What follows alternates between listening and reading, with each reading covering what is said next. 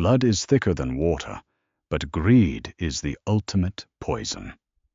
When an 82-year-old Connecticut real estate titan took his final breath, his heirs started counting their billions before his body was even cold. They forgot one minor detail. The woman who actually cared for him was holding all the cards. Beatrice Caldwell knew the sprawling 32-room Pendleton estate better than the man who held the deed. For 15 years, she had been the invisible backbone of the household. A 48-year-old black woman from New Haven, Beatrice, was sharp, unsentimental, and possessed an uncanny ability to read a room. She had raised 2 daughters, put them both through college on a housekeeper's salary, and survived a life that demanded relentless resilience. She didn't work for the Pendletons for the glamour. She worked for the health insurance and the steady paycheck. Arthur Pendleton was a notoriously difficult man. He had built a real estate empire across the East Coast by being ruthless, cold, and calculating. He treated his business partners like chess pieces and his family like disappointments.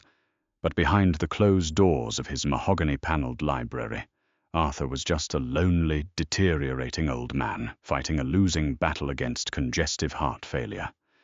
And Beatrice was the only person who treated him like a human being. She didn't coddle him.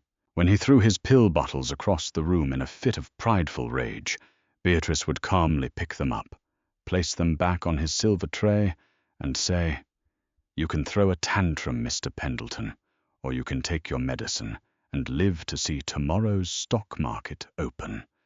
Your choice." Arthur respected her because she was the only person in his orbit who wasn't terrified of his temper, nor was she angling for his fortune. His children, on the other hand, were a different story.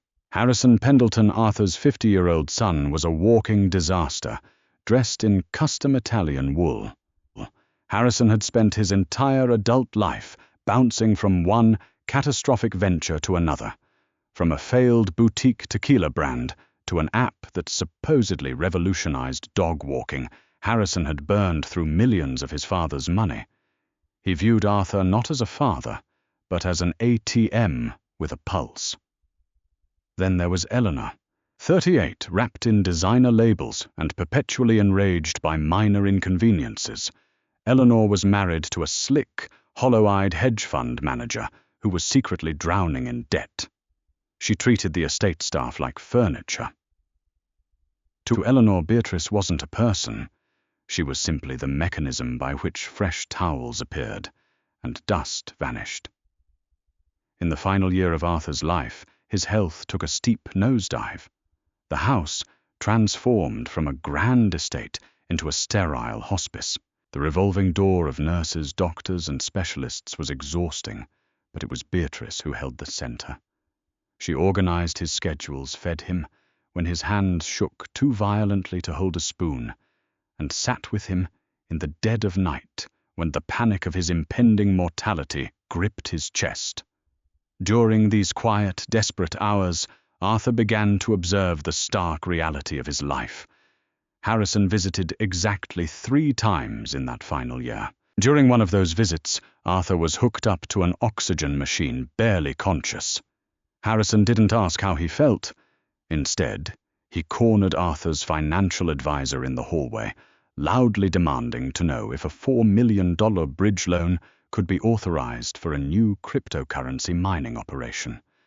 Eleanor was worse. She came to the house under the guise of comforting her father. But Beatrice caught her in the East Wing, meticulously wrapping 2 18th-century Ming Dynasty vases in bubble wrap to smuggle into her trunk. When Beatrice quietly confronted her, Eleanor scoffed. "Mind your business, Beatrice. They'll be mine in a few months anyway. I'm just saving the estate the appraisal fee." Arthur knew everything. He wasn't deaf, and his mind, though trapped in a failing body, was as razor-sharp as ever. He had security cameras installed in the hallways years ago, a fact his arrogant children had forgotten.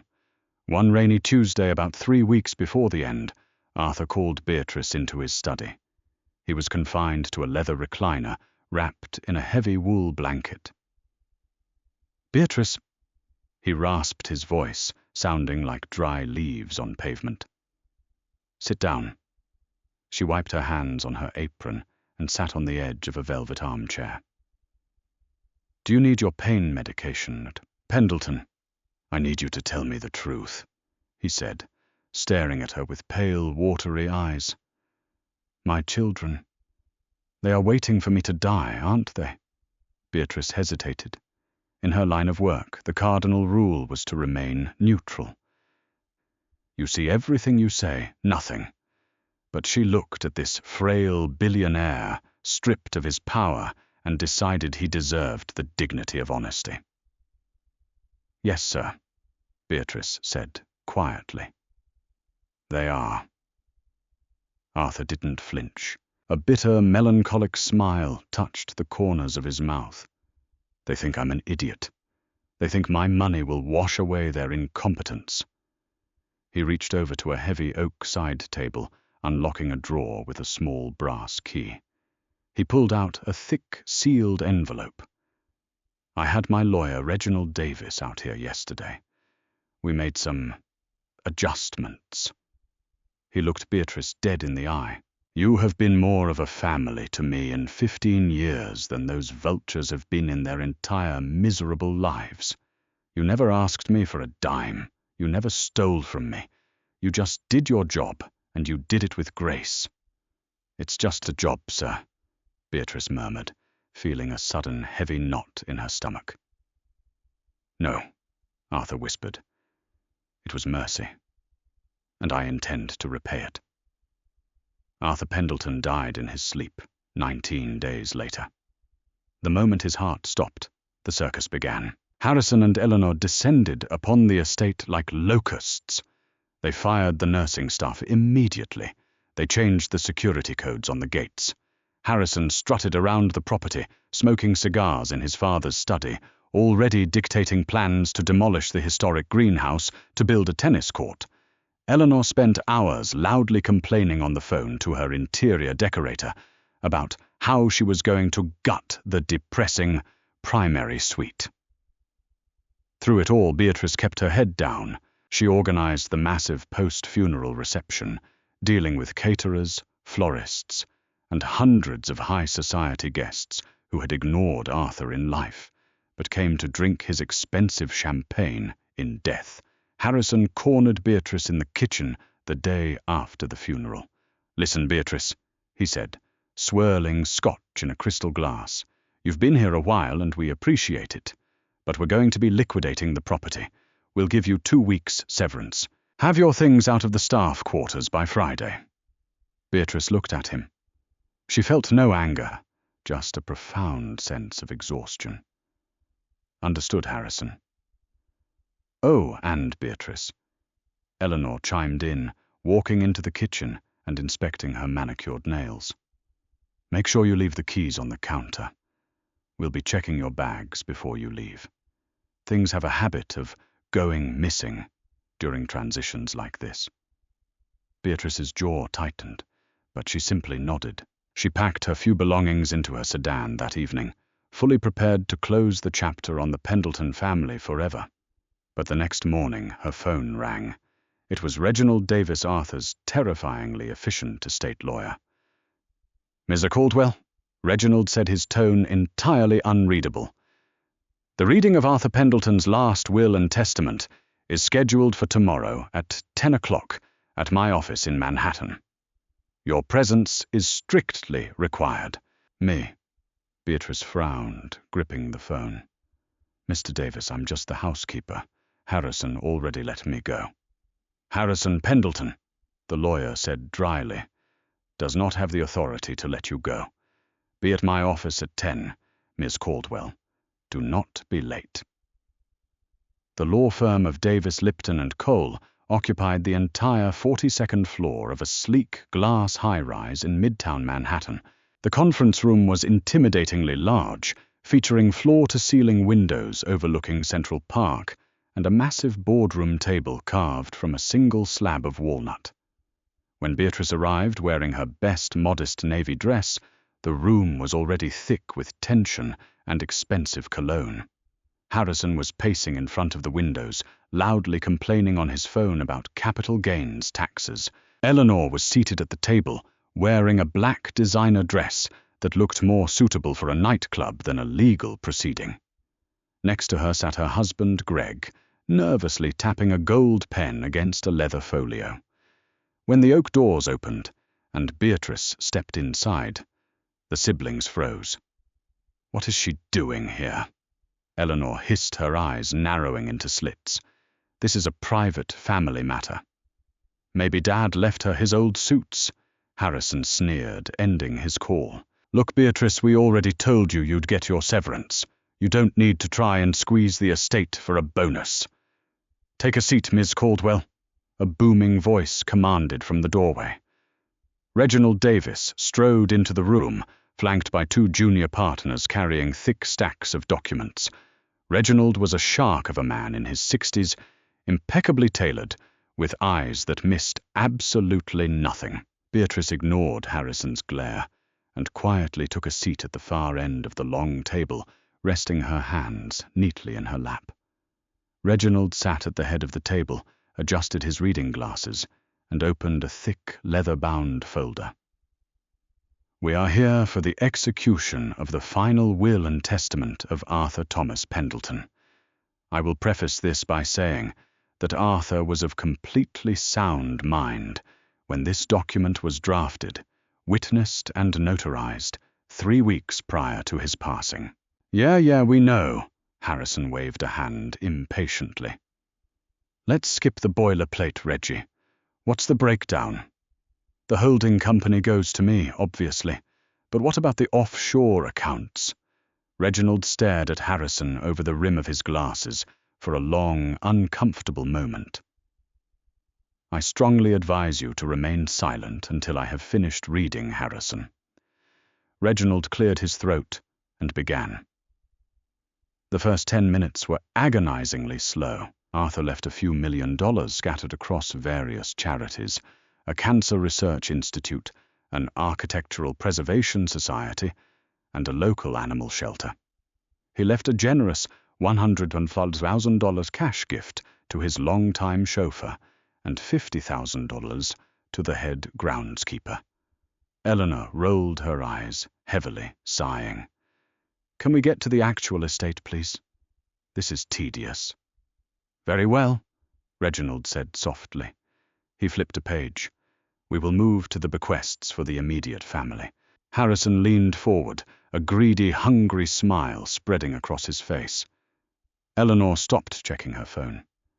To my daughter, Eleanor Pendleton Smythe. Reginald read aloud, his voice steady and clinical. I leave the sum of $1 million. Eleanor blinked. The smile vanished from her face.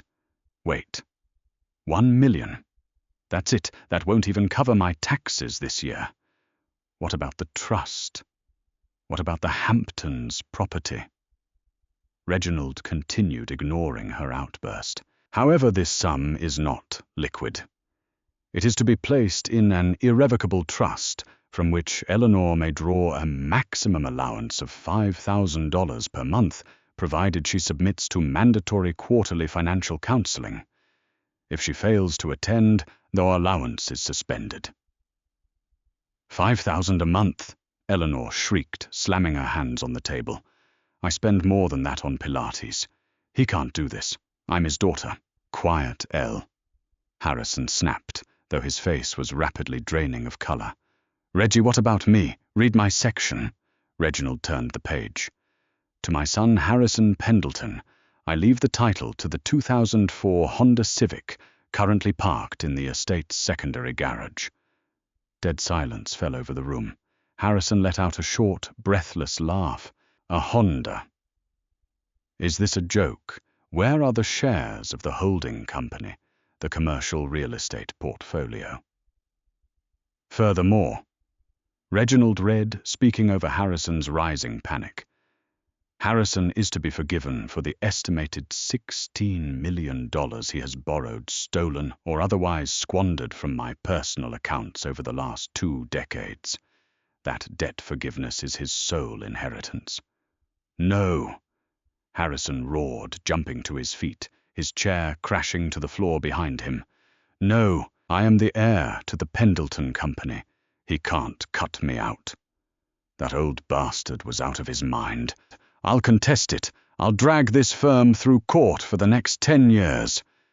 You can try, Reginald said coldly. But you won't get a dime. Arthur included a highly ironclad in terrorem clause. If you challenge this, will you forfeit even the debt forgiveness, and the estate will immediately sue you for the $16 million you owe. I have the receipts, Harrison. Every failed wire transfer, every forged signature. Do you really want to go to court? Harrison sank back against the wall, hyperventilating his expensive suit, suddenly looking 3 sizes too big.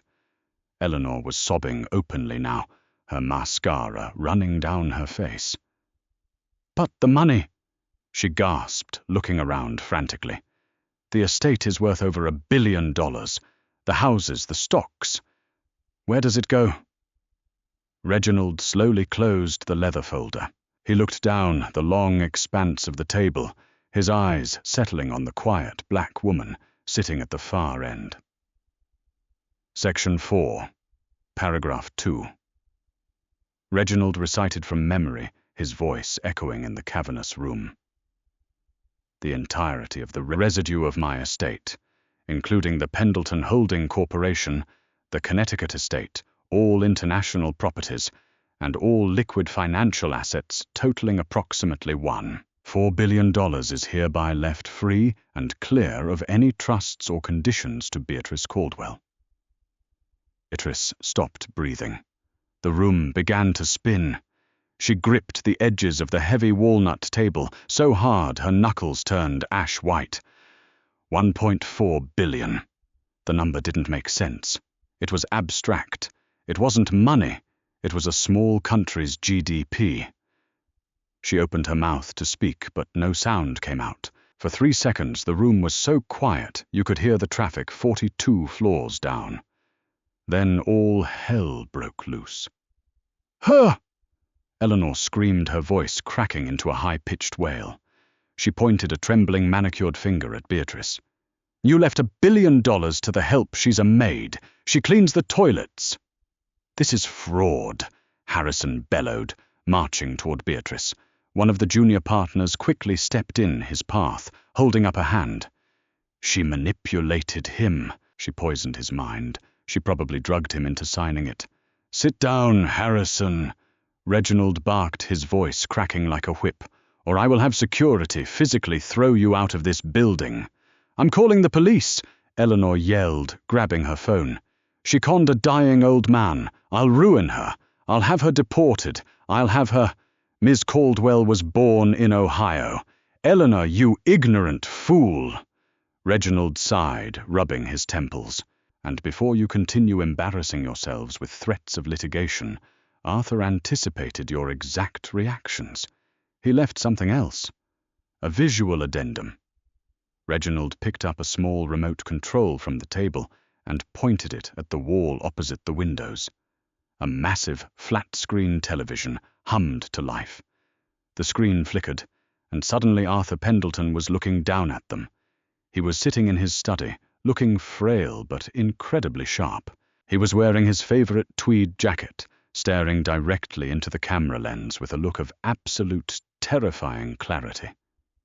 "If you are watching this," the recorded voice of Arthur rasped through the high-end speakers, "it means I am dead.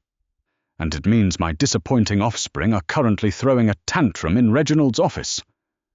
Harrison and Eleanor froze, staring at the screen, as if a ghost had materialized in the room. "Harrison," Video Arthur sneered, "you think I didn't know about the shell companies? You think I didn't know you were using Pendleton assets as collateral for your reckless gambling debts in Macau? You aren't a businessman. You are a parasite." If I gave you my company, you would destroy 3,000 jobs and bankrupt the legacy within 5 years. Harrison swallowed hard, sweat dripping down his forehead. And Eleanor, the screen shifted. You are vain, cruel, and profoundly useless. You stole from my home while I was hooked to an oxygen machine. You treated the people who kept our lives running like dirt. You are getting exactly what you deserve, a budget. Arthur paused on the screen. His harsh features softened slightly as he looked into the lens. Beatrice, he said, quietly. In the conference room, Beatrice let out a shaky breath, tears finally stinging her eyes. You gave me 15 years of your life, Arthur continued. You wiped my brow, you tolerated my temper, and you protected my dignity when my own blood was too busy plotting my funeral. You have more integrity, more intelligence, and more grit in your pinky finger than my children have in their entire bodies. The fortune is yours. Do not let them intimidate you. Do not give them a single cent more than I allotted. Break them, Beatrice, if they try. The video cut to black. The silence in the room was deafening. Eleanor was weeping uncontrollably onto the table. Harrison was staring at the blank screen, his jaw slacked in total defeat. Reginald Davis turned to Beatrice, a small, rare smile playing on his lips. He pushed a heavy stack of documents across the table toward her, along with a sleek gold pen. Well, Miss Caldwell, the lawyer said, it appears you have some papers to sign. Welcome to the 1%. Beatrice looked at the pen. She looked at the sobbing siblings who just 24 hours ago had treated her like garbage. A profound, terrifying sense of power washed over her. She slowly reached out and picked up the pen. But as she touched the metal, Harrison suddenly let out a low, dangerous laugh. He looked up, his eyes bloodshot and manic. You think this is over? Harrison whispered, staring at Beatrice with pure malice. You think you can just walk into our world and take our empire? We know things, Beatrice. We know exactly what you were doing before you came to work for my father. And by tomorrow morning, the whole world is going to know too. Beatrice's hand stopped hovering over the signature line. The blood ran cold in her veins. Harrison grinned, showing his teeth. Did you really think your past wouldn't catch up to you, billionaire? Blackmail is a desperate man's currency. Harrison leaned against the heavy walnut boardroom wall, a venomous, triumphant smirk playing on his lips as he watched Beatrice's hand hover over the gold pen. What are you talking about, Harrison? Eleanor sniffled aggressively, dabbing her ruined makeup with a tissue. Oh, our dear Beatrice has a secret. Harrison sneered, pacing slowly toward the center of the room. 15 years ago, right before she came to play servant for Dad, she spent 22 months in a federal women's correctional facility. Grand larceny. Embezzlement. Isn't that right, Bay? You're an ex-con. The press is going to have an absolute field day when they find out Arthur Pendleton left his billion-dollar empire to a convicted thief. The board of directors will invoke the morality clause and freeze the transition of the company before you can even cash a single check. Beatrice's heart hammered against her ribs, loud enough that she thought the lawyers could hear it. It was true. 2 decades ago, her late husband David had been caught running a highly illegal, deeply flawed accounting scheme. To protect him from a massive mandatory sentence that would have left her daughters orphans in the system, Beatrice had signed papers implicating herself in a lesser charge. She took the fall. She did the grueling time. She rebuilt her shattered life from the absolute ashes, scrubbing toilets and serving tea to billionaires just to give her girls a fighting chance. She looked at Harrison, seeing the petty, vindictive joy burning in his eyes. He fully believed he had just dealt the winning blow. But Beatrice had survived federal prison. She had survived Arthur Pendleton's legendary room-shaking temper. She certainly wasn't going to be bullied by a man wearing a bespoke suit bought with Daddy's money. "You are absolutely right, Harrison," Beatrice said, her voice eerily calm and unbothered. She deliberately set the gold pen down on the desk. "I served 22 months at Danbury. I have a felony record." Harrison laughed out loud, pointing at her. "Admitting it on tape, Reggie. You hear that we file an injunction by noon tomorrow." "Sit down, Harrison." Reginald sighed heavily, opening a secondary, much thinner file folder on his desk. "You are embarrassing yourself." Again. Harrison's triumphant laugh caught in his throat. "What? Do you honestly believe a man as notoriously paranoid and ruthless as your father hired a live-in housekeeper without running a comprehensive military-grade background check?" Reginald pulled out a stack of yellowed court documents. "Arthur knew about the conviction before you even graduated from that Ivy League school you barely attended. He knew she took the fall for her husband. In fact, 10 years ago, Arthur quietly spent $500,000 of his own money to hire the best appellate lawyers in New York State." Reginald dropped the papers onto the table with a loud smack. Beatrice's record was fully pardoned and expunged by a federal judge. Legally, the conviction does not exist. Shock rippled across Harrison's face, shattering his smug expression into a million pathetic pieces. "No," he stammered, backing away from the table. "No, my private investigator said. Your discount investigator found an outdated, unsealed preliminary file." Reginald interrupted coldly. "Furthermore, if you attempt to leak defamatory, legally fabricated information to the press regarding the incoming CEO of Pendleton Holding Corporation, I will personally file a defamation suit that will leave you living in a cardboard box on Fifth Avenue." Beatrice picked up the gold pen. She didn't hesitate this time. She signed her name with swift, decisive strokes on the bottom line.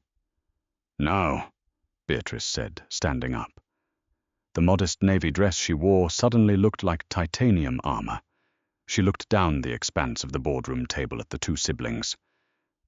"Let's talk about your futures." Eleanor shrank back into her leather chair, her husband, Greg, looking physically ill beside her. "Eleanor," Beatrice said, her tone professional, but laced with uncompromising steel. "Your allowance of $5,000 a month remains intact, strictly on the condition that you attend financial counseling. But your husband, Greg, has been quietly skimming from the Pendleton Charity Foundation to cover his failing hedge fund's margin calls. I noticed the glaring discrepancies in the household ledgers 3 months ago and showed them directly to your father." Greg gasped, burying his pale face in his hands. "If you ever step foot on the Connecticut estate again," Beatrice warned, locking eyes with the weeping woman, "I will hand those copied ledgers over to the SEC. You will have to learn to live on a budget, Eleanor. I suggest you start clipping coupons." She turned her attention to Harrison, who was practically trembling with a toxic mixture of rage and terror. "As for you," Beatrice continued, stepping closer to him, "you owe this estate $16 million. Your father graciously forgave that massive debt in this will. But as the sole legal owner of Pendleton Holding Corporation, I am officially stripping you of your title as Executive Vice President. You are fired, Harrison. Clear out your corner office by 5 o'clock today, or I will have building security throw your expensive golf clubs into the street." "You can't do this," Harrison screamed, tears of sheer, unadulterated panic welling in his eyes. "I'm a Pendleton. This empire is my birthright." "Your birthright was an opportunity," Beatrice replied quietly. "You threw it away. I worked for mine." 6 months later, the Pendleton Holding Corporation reported its highest quarterly earnings in over a decade. Beatrice completely restructured the outdated board of directors, prioritizing ethical investments and affordable housing developments across the East Coast. She moved her two daughters, both brilliant young corporate attorneys, into executive roles within the legal department. The sprawling Connecticut estate was completely transformed. Beatrice kept the historic house, but opened the massive manicured gardens to the public and turned the empty East Wing into a funded sanctuary for battered women. As for Harrison and Eleanor, Harrison was last seen trying to pitch a disastrous crypto startup from a rented rundown studio apartment in Queens, driving a 2004 Honda Civic. Eleanor was forced to sell her beloved designer wardrobe online just to keep the lights on her husband, facing intense federal indictments. Greed had dug their graves, but Beatrice Caldwell was the one who finally buried them. What a completely wild ride. It just goes to show that entitlement and greed will always be a recipe for absolute disaster, while hard work, integrity, and a little bit of karma can change your destiny overnight. Beatrice proved that true power isn't inherited. It is earned through grace and resilience under pressure. If you loved this insane, real-life story of ultimate revenge and justice, hit that like button, share it with your friends, and subscribe for more jaw-dropping tales.